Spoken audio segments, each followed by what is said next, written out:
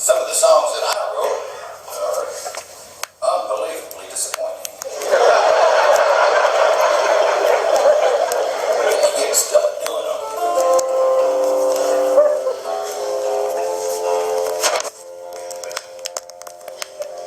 Remember, I wrote this song back years ago, and most of the time, the songs that we've recorded that actually made it to a record were songs that I wrote, and then I played around for a little bit, and then if they weren't that good, we just dropped them or fixed them or did something to them, and they eventually get on record, and hopefully by then they're sort of all right. This one, that didn't happen. I just wrote this one, and songs for me, they're sort of like kids. I mean, you don't know if they're any good till you try them on other people. Everybody likes their own, you know what I'm saying? But this one I just wrote, put it on the record, and I listened to the record before anybody else did, and I thought, oh my God, what did we do that for? But the record came out anyhow, and people liked it. And I got stuck doing it for the next 40 years of my life, And I was reminded of it recently because I read a newspaper article about a guy that had his motorcycle in his living room.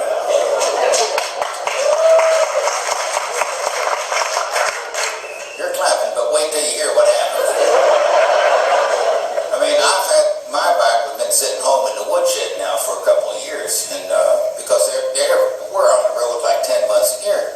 Every time, you get home for a few days at a time or something like that, and then you take off again. And every time in the last 2 to 3 years now, every time I get home, be snow, sleet, hails, ice storm, tsunami, hurricane, tornado, something going on, and the bike just sits there, and I say, well, next time.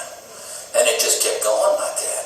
And finally, my wife felt so bad for me, she moved it in the living room. And that's when I found out about it. That day, I happened to be reading this newspaper about a guy that had his bike in the house in the living room just like mine. And he'd been, obviously, this was in the cold weather part of the country, not like California, somewhere where it's bike riding all year round.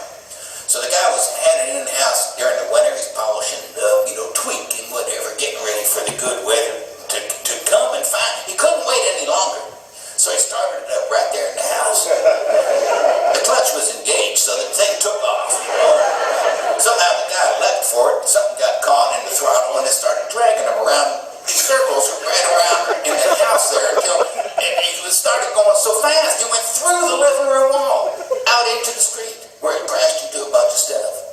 The guy's lying on the pavement, screaming, crying, the bike is sailing down the road, and the wife hears him, and she calls the ambulance. Paramedics come. They take the guy down to the hospital. He's been there for hours. Meanwhile, the wife's sitting home thinking, might as well clean up. So she gets the shop vac out there in the living room. Gets up all the gas and oil-soaked rags he had, whatever he was polishing, tweaking with all winter long. Takes the whole thing, dumps it in the toilet in the bathroom. Closed the door and forgot all about it. The man comes back later that night. His arms in casts in front of him like this. He's walking in thinking, this would be a good time to go in the bathroom, light up and smoke or something. You couldn't make this up. Somehow the guy gets a match lit, there's a huge explosion. The fume's been building up in the bathroom all day. I mean, put this in your mind. The man is now sailing through the air, his arms in front of him. His butt is on fire. He's going so fast he blows through the bathroom door, goes down the hall into the living room where he'd started earlier that morning. He's screaming, crying again. The wife calls the ambulance. Paramedics come. It's the same ones who was there earlier that day. They're laughing so hard as they haul him off on the stretcher, they trip and drop him on the pavement, or he breaks even more stuff. This song is for that guy.